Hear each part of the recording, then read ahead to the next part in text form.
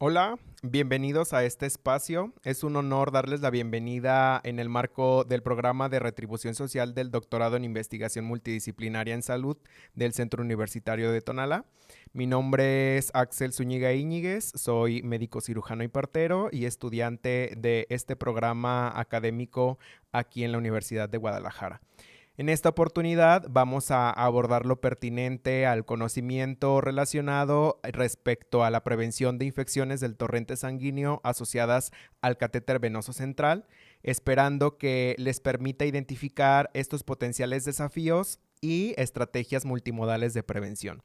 En el ámbito hospitalario, la seguridad del paciente debe de ser la máxima prioridad de todos los que conforman el equipo de atención en salud. Sin embargo, enfrentamos un desafío constante y a menudo este desafío es prevenible. En lo particular, tenemos las infecciones asociadas a la atención en salud y como justo parte de este grupo importante de infecciones nosocomiales, resalta, al menos aquí en México, las infecciones del torrente sanguíneo asociadas al dispositivo intravascular central. Estas infecciones representan una de las complicaciones más serias y costosas, incrementando de forma significativa la morbilidad, la mortalidad y, por si fuera poco, la estancia hospitalaria de los pacientes. Son un indicador crítico de la calidad en la atención y una carga para todo el Sistema Nacional de Salud. Por lo tanto, su prevención no solamente representa una meta, sino también una responsabilidad ética y profesional que todos de forma conjunta compartimos. A lo largo de esta sesión vamos a profundizar en la evidencia científica, en las estrategias de intervención más efectivas para minimizar el riesgo de estas bacteriemias asociadas a catéter y pues nuestro enfoque va a estar centrado de forma particular en la implementación práctica de lo que es un paquete de medidas que también es conocido como bundle o care bundle, basado en la investigación rigurosa y que ha demostrado reducir de forma drástica la incidencia de estas infecciones. El objetivo de hoy es que cada uno de ustedes se lleve las herramientas claras y aplicables para convertirse en un agente de cambio en la prevención de estas infecciones y que les permita dar un preámbulo, al menos en lo que existe aquí en México, para fortalecer sus prácticas clínicas con seguridad y que cada paciente tenga el cuidado alineado a lo que se tiene como expectativa en forma general. Pues bueno, vamos a comenzar. En el transcurso de esta presentación vamos a mirar definiciones operacionales de forma particular en lo que enmarca el conocimiento de las infecciones asociadas a la atención en salud. Posterior a ello vamos a mirar qué es lo que se señala respecto a las infecciones del torrente sanguíneo asociadas al dispositivo intravascular. Posterior a ello vamos a ver qué es lo que el plan de acción o el programa de estos paquetes de atención hacia las infecciones asociadas a la atención en salud, específicamente alineándose a las necesidades para el manejo de los dispositivos, nos permite tener estrategias para poder impactar. Pues vamos a concluir finalmente dando unas recomendaciones en carácter particular para mirar qué es lo que podemos realizar y elevar en nuestro actuar cotidiano. Las infecciones asociadas a la atención en salud no son un tema nuevo, son una problemática que ya ha sido bien estudiada desde hace mucho tiempo. Estas infecciones se definen de acuerdo a la Organización Mundial de la Salud como aquellas que afectan al paciente durante el proceso de la asistencia sanitaria y que sin lugar a dudas al momento del ingreso no tenían estos agentes patógenos que son responsables de estas entidades. En un periodo de incubación importante que se da posterior al ingreso y que pueden inclusive manifestarse también posterior a la alta del paciente. Estas infecciones asociadas a la atención en salud se dividen en 4 grupos importantes: las infecciones relacionadas a la línea central, también conocidas como bacteriemias asociadas al catéter, las infecciones asociadas al sondaje vesical o catéter urinario, las infecciones del sitio quirúrgico y la neumonía asociada a la ventilación mecánica, en donde aquí en México las que más prevalecen son la última, la neumonía, y la bacteriemia asociada al dispositivo intravascular. Estas infecciones o IAS, de manera puntual, son una problemática relevante de salud pública y de gran trascendencia económica y social. constituyen un desafío para todas las instituciones en salud. No hay diferencia entre separar a la institución privada o al sector público, en donde el personal que maneja estos dispositivos invasivos en el paciente es responsable de forma completa de la generación de estas entidades nosológicas. En México se ha estimado que la frecuencia de estas IAs en las unidades hospitalarias es muy variable, y eso va de acuerdo a el entorno en donde se encuentra hospitalizado el paciente, así como también en los diferentes elementos que comprenden el representar la atención de forma directa hacia las necesidades de estos. Estas tasas se reportan desde un 2.1 hasta un 21% y van de acuerdo al último informe reportado en la red hospitalaria de vigilancia epidemiológica en el periodo del 2005 al 2015. Es importante que a partir de este sentido vayamos integrando qué estrategias multimodales existen para lograr minimizar el riesgo de contaminación de los pacientes y sobre todo del diagnóstico de estas infecciones asociadas a la atención en salud. Los paquetes de prevención son un conjunto de intervenciones que poco a poco disminuyen las tasas de infecciones si se conjuntan y si se trabajan en los equipos multidisciplinarios. Cada una de estas de manera aislada no permite homologar el cuidado y no garantiza impactar de la manera esperada. Estas acciones deben de interactuar de forma sinérgica para que de forma paulatina aumenten los efectos favorables, y cada estrategia debe de estar respaldada por evidencia científica de alto nivel y que pueda someterse al escrutinio de cada uno de los profesionales para que así convenga su replicabilidad en todos los entornos. Los resultados de los cuidados de los pacientes mejoran de forma significativa cuando se reúnen y cuando se combinan estas intervenciones, y poco a poco podemos mirar a través del tiempo que existen referentes internacionales. Por ejemplo, en el año 2006 el doctor Víctor Pronovost en Estados Unidos realizó diferentes estudios en unidades de cuidados intensivos en hospitales de Michigan, y en tan solo 6 meses logró disminuir las tasas de bacteriemias de una reporte incidente de 7.7 por cada 1000 días catéter a un 1.4 por cada 1000 días catéter, en donde nos demuestran que sí es efectivo y que de acuerdo al marco referencial pues es posible replicarlo y disminuir las tasas de infección. Específicamente en lo que atañe a las infecciones del torrente sanguíneo asociadas al dispositivo intravascular, estas son parte importante de estas IAs y comprenden a las infecciones asociadas al manejo de los dispositivos, en donde diferentes órganos reguladores como el Centro de Control y Prevención de Infecciones en Estados Unidos, el CDC de Atlanta, las define como la presencia de un patógeno cultivado en uno o más hemocultivos y organismos cultivados de sangre no relacionados a otro foco de infección. Es decir, que la causa principal de la infección se deriva al manejo del dispositivo intravascular, bien específicamente al momento de la inserción, en el mantenimiento o en el retiro, en donde también puede existir contaminación a través de diferentes vías que ya a lo largo del tiempo han sido bien estudiadas. Tenemos a la vía extraluminal. Esta representa hasta el 60% del riesgo cuando se manipulan estos dispositivos intravasculares y tiene que ver con el manejo inadecuado de la piel que se encuentra alrededor del sitio de inserción. Por ejemplo, cuando se manipula el dispositivo y no se deja secar el agente antiséptico de forma natural, cuando no se aplica el agente antiséptico de acuerdo a las recomendaciones del fabricante, o porque simple y sencillamente hubo omisión de colocar alguna medida de barrera máxima, ¿no? El manejo de cubrebocas, guantes estériles, aperturar campos o textiles quirúrgicos y manipular el dispositivo a través de un sistema cerrado. Tenemos en segundo lugar a la vía intraluminal, que representa el 30% de riesgo de contaminación en el dispositivo, y esta se relaciona al manejo inadecuado de los circuitos de conexión, los conos de los catéteres, los prolongadores, las extensiones o bien las líneas de administración continua de infusión, en donde se nos olvida también en algunas circunstancias realizar la desinfección, que puede ejecutarse de forma activa mediante una fricción vigorosa del puerto de inserción o bien de manera pasiva colocando una tecnología de cobertura antimicrobiana. En algunas ocasiones, también al momento de preparar las infusiones o los medicamentos, en este procedimiento crítico puede haber contaminación, y estas infusiones contaminadas pueden ser administradas hacia el paciente y, pues bueno, finalmente colonizarlo. El otro 10% que nos hace falta tiene que ver con la vía hematógena y esta, por ejemplo, se relaciona a la diseminación por el torrente sanguíneo del microorganismo, pero en donde no necesariamente se asocia al manejo tanto de la vía extraluminal o intraluminal. Es decir, que el paciente quizás haya sido hospitalizado por una neumonía adquirida en la comunidad y a lo largo del tiempo este microorganismo se desprende de los tejidos pulmonares, viaja a través del torrente sanguíneo y finalmente se aloja al dispositivo intravascular y ocasiona la bacteriemia asociada al catéter. Es importante tener en cuenta que se deben de realizar hemocultivos.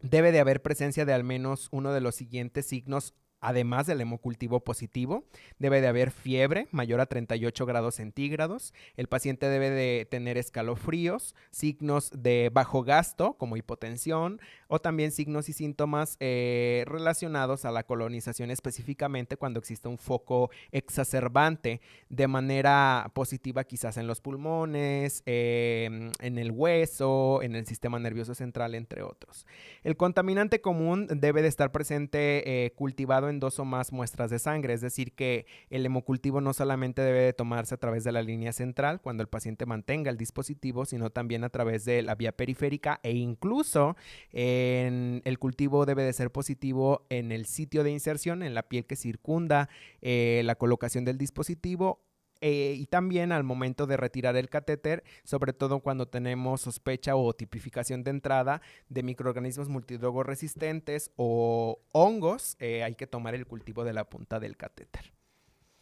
Estos paquetes, como les comentaba, permiten homologar los cuidados y han representado a lo largo de la historia mejores resultados y un mayor impacto cuando se ejecutan de manera continua y en equipo. El cumplimiento es necesario porque debe de tener un enfoque transdisciplinario y multimodal y cada uno de los elementos del paquete debe de ser implementado para incrementar la positividad de los resultados y que día con día se conviertan de forma más favorable en pro hacia con el paciente. La capacitación es un elemento primordial, eso no lo debemos de perder de vista. Requerimos tener personas sensibilizadas y que accedan de forma esperada a los recursos o a la tecnología, pero que también tengan presente los estándares para conocer qué es lo que dice la evidencia y lo que se encuentra recomendado en el marco de los documentos para poder dar cumplimiento. Una implementación exitosa está siempre vinculada a la capacitación continua del personal y la educación también hacia con los pacientes debe de tener un mayor conocimiento y dominio para que también el familiar y el propio paciente permita la replicación de estos paquetes para minimizar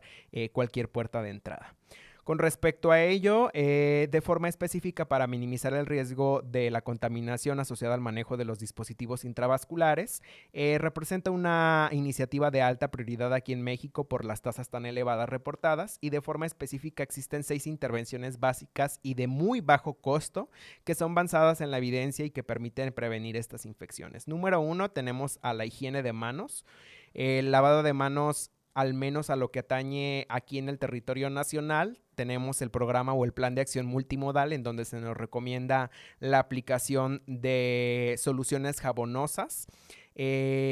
para ejecutarse en el tiempo estimado de al menos 40 a 60 segundos o bien agentes tópicos antisépticos, entre los cuales destacan el alcohol en gel, isopropílico al 70% o las combinaciones con gluconato de clorhexidina en una concentración que puede variar del 0.25% al 2% en combinación con alcohol. Estos agentes antisépticos para poder ejecutar este procedimiento debe de tener una duración estimada de entre 20 a 30 segundos para considerarse efectiva. En tercer lugar, tenemos el uso de las medidas de barrera máxima al momento de la inserción. Hay que aperturar textiles estériles, guantes, cubrebocas, mascarilla facial y tener un entorno favorable para realizar el procedimiento. Con respecto al mantenimiento y manejo adecuado de los dispositivos, es importante que tengamos en cuenta que se debe de retirar el dispositivo cuando ya no esté clínicamente indicado. A estas alturas del partido no debemos de fomentar dejar estos dispositivos centrales sellados, parinizados o bloqueados porque no vaya a ser que el día de mañana los vaya a utilizar el paciente o que se agrave su diagnóstico, ¿no? Si ya no está estrictamente indicado o si el paciente puede recibir la terapéutica por otra vía de administración que sea menos invasiva invasiva, pues hay que promover retirar el dispositivo central. Es importante que también tengamos en cuenta que se debe de evitar la inserción del catéter central de inserción central a través de la vía femoral, porque esto favorece la colonización microbiana por contigüidad a los genitales, y por si fuera poco, esto también exacerba el riesgo de trombosis. Recordemos que entre más lejano esté el sitio de inserción del corazón, mayor riesgo tenemos de esta eventualidad por efecto de la gravedad. Es importante que se vigile la calidad del agua con respecto al número de coliformes, a la concentración de cloro que tiene, para que a través de esto se estime que esta agua que estamos utilizando para el procedimiento de higiene de manos es completamente segura para realizar el procedimiento y minimizar los riesgos. Y pues bueno, debemos de promover que se manipulen estos dispositivos de acceso vascular, sobre todo los dispositivos centrales, por personal calificado. Es importante que el personal del módulo de terapia de infusión intravascular de cada uno de los nosocomios o unidades hospitalarias enriquezca el equipo de trabajo que tiene para que logre homologar estas intervenciones y que finalmente los paquetes permitan impactar de mejor manera con el paciente.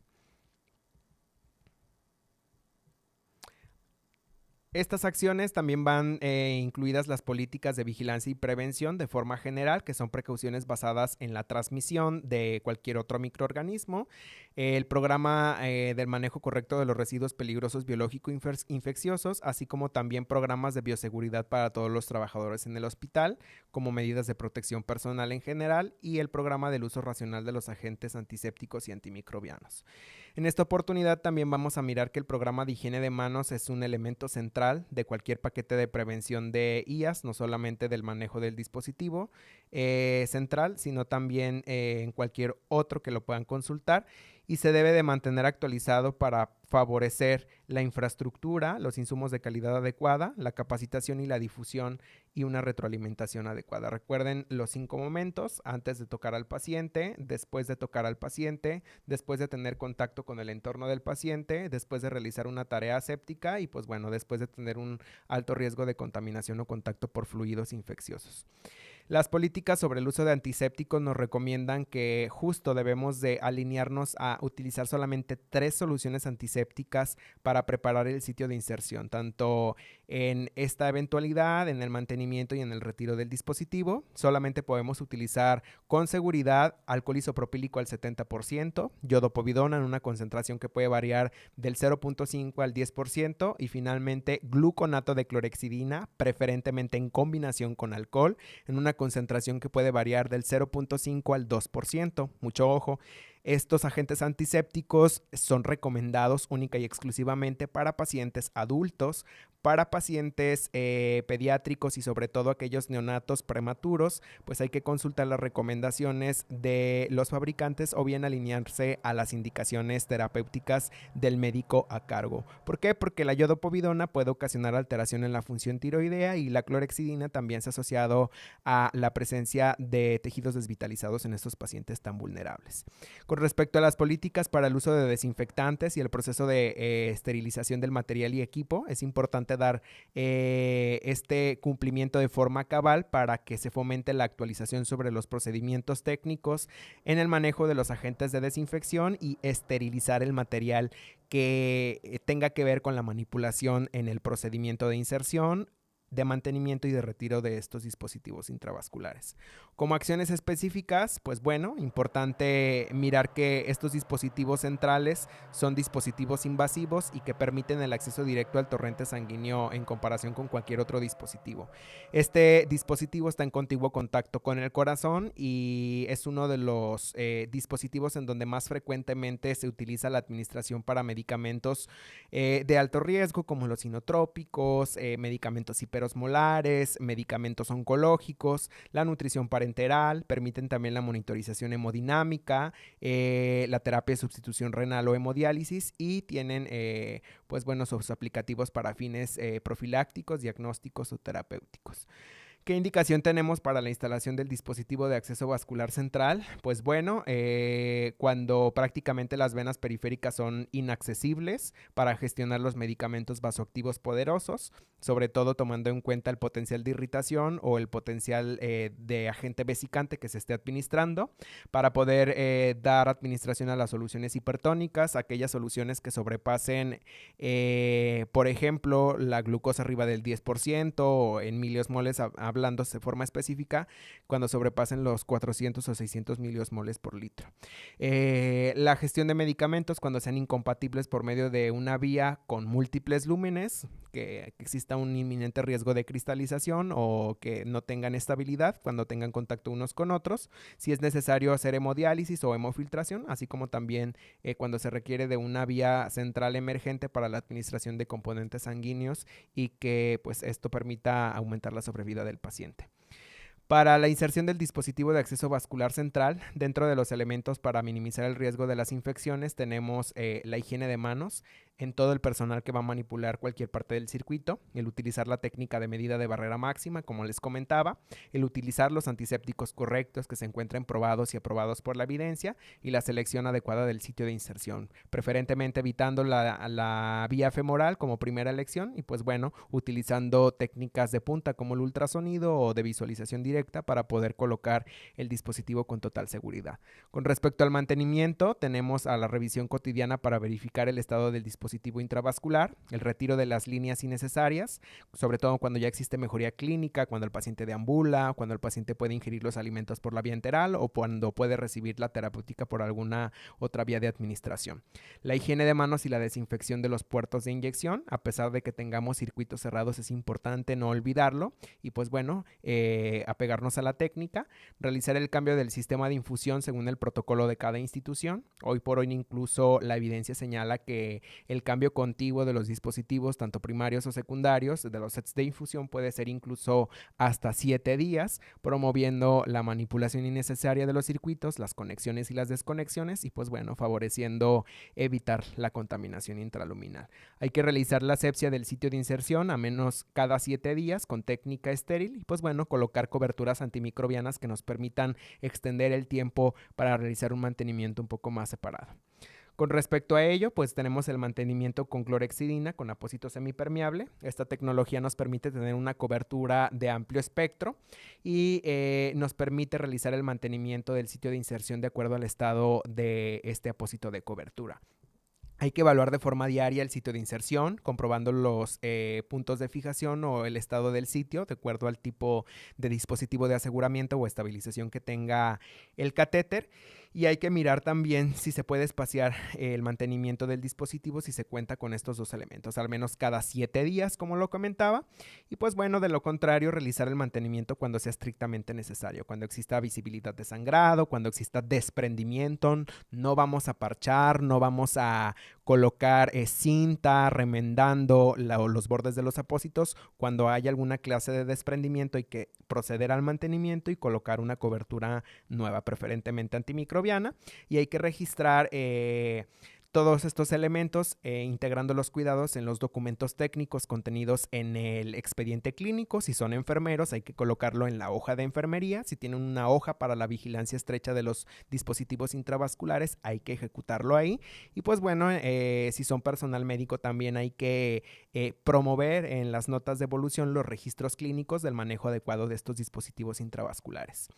Con respecto al mantenimiento tradicional, cuando no se tenga el apósito con gluconato de clorhexidina, de acuerdo a las recomendaciones, este procedimiento debe de ejecutarse de forma diaria. El dispositivo debe de ser evaluado y sobre todo verificar el estado del sitio de inserción, comprobando el sistema de fijación o de estabilización y aseguramiento, minimizando sobre todo el uso de suturas. Hoy por hoy las suturas se ha demostrado que se asocian a la colonización microbiana y además el uso de la aguja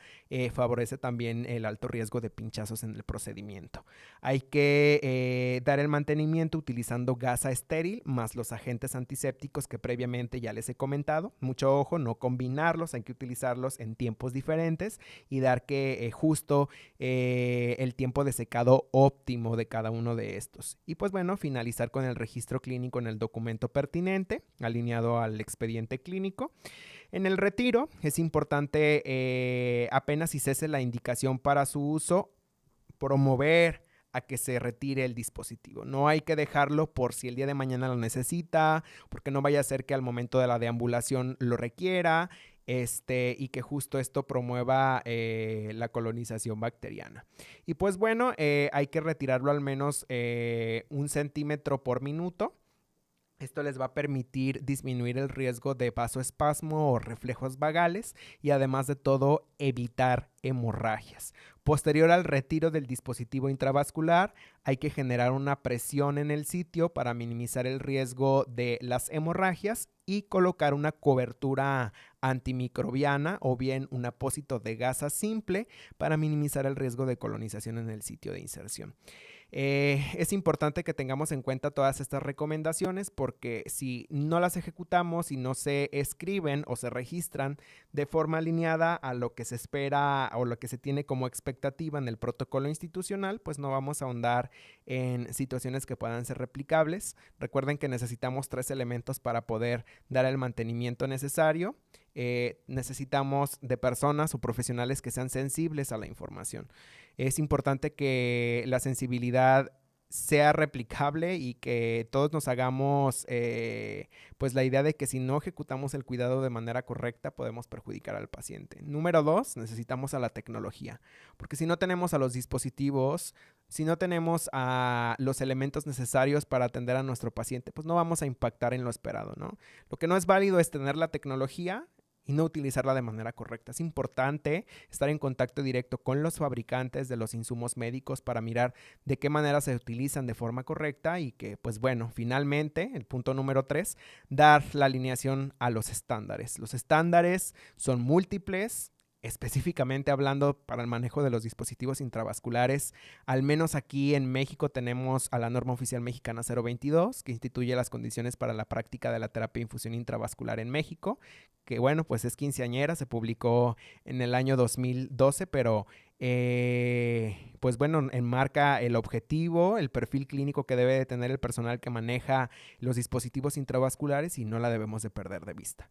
Tenemos en el año 2018 el manual estandarizado para la práctica de la terapia de infusión hacia la persona que tiene un dispositivo intravascular. Este es el primer documento para ustedes que son profesionales de enfermería que les permite homologar los cuidados y poder consultar esos protocolos técnicos para poder ser replicados.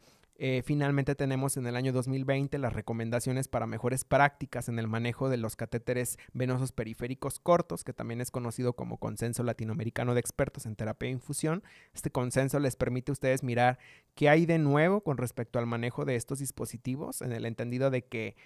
por el uso y por la tasa de inserción, el uso de estos catéteres por periféricos que se consideren representan también un potencial riesgo de contaminación y de generar bacteriemias y que pues bueno les permite denotar qué recomendaciones alineadas a estos expertos pues les permiten minimizar los riesgos de contaminación. Y pues bueno, no me queda más que agradecer este espacio. Esperamos que esta información sea de utilidad para ustedes y que estén pendiente de las redes sociales del doctorado en investigación multidisciplinaria en salud para que poco a poco vayamos